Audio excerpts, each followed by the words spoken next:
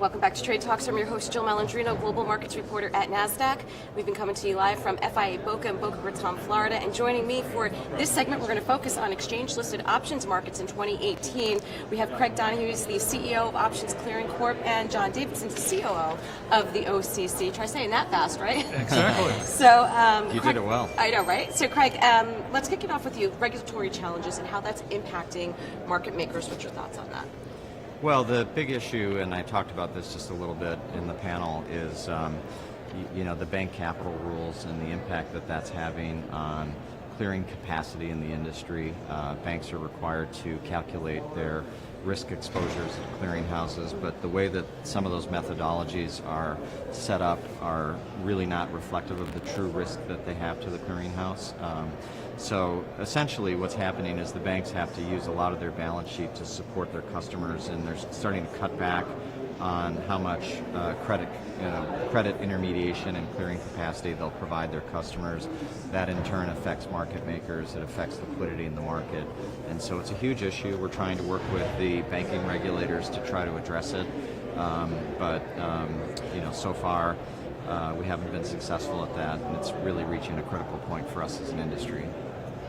So John, let's get an update on the Uncork clearing platform. So the Uncork clearing platform is about 20 years old. It is very resilient and robust, works very well every day, but it is not at all flexible. So it needs to be replaced. We are narrowing the list of potential suppliers of software services. We will probably not build it from scratch, but buy large pieces of it and integrate it into our environment. Nasdaq is one of the potential providers, as is Sonobra, both based out of Stockholm, Sweden, as it turns out. All right, and Craig, let's talk about geopolitics and as it relates to the options markets. What has Trump's administration, what's his response been to the options market in the U.S.? There hasn't really been a lot of attention paid by the administration to our markets per se. I mean, I would say that the tax reform effort was, positive from our perspective insofar as, earlier versions of tax reform included financial products tax reform that might have significantly altered the taxation of options products in a way that could have been very destructive to people's interest in using options for prudential hedging or income generation strategies. Fortunately, we did a lot of work in Washington with the Securities Markets Coalition and other exchanges to really kind of help educate lawmakers about the effect of that proposal. And luckily it wasn't included in the final tax reform. So from that perspective, I would say it was positive, and I think they did a great job. All right, well, John, let's touch on another hot topic, the risk of clearing Bitcoin futures. What's the process? Where are we with right now? So the CBOS product is active. It's got about 6,000 open interest trades between 3,000 and 5,000 contracts a day. I think it is a pretty straightforward financially settled futures contract, so not quite sure why there was as much agita in the market about it.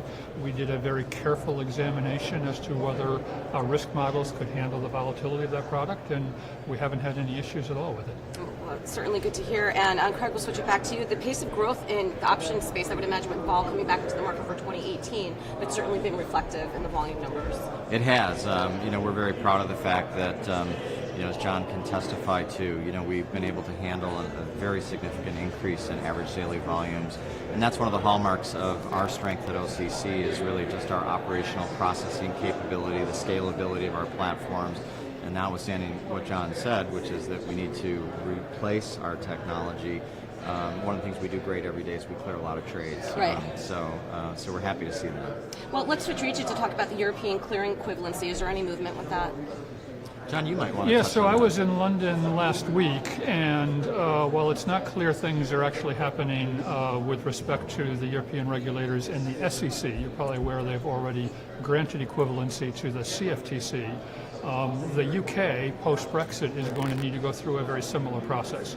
Had a very positive conversation with the Bank of England with respect to what that's going to look like, and they may actually get SEC equivalency done prior to the Europeans getting it done, and then the various CCPs, including ourselves, would have to follow up with application for that. So there is movement in one part of Europe and no visible movement yet with respect to the European community itself. All right, let's talk about product innovation, growth in securities lending.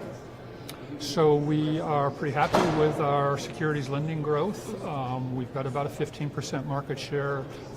Market continues to grow in the 20% range, but we've got more work to do in that, both in terms of getting additional participants, particularly potentially buy-side participants who have those large inventories of securities into our system, and just get more penetration into the marketplace. But it's a very important product for us. So, John, with OCC, you have a massive responsibility in getting all of these trades cleared daily. How important is the AA plus credit rating to OCC?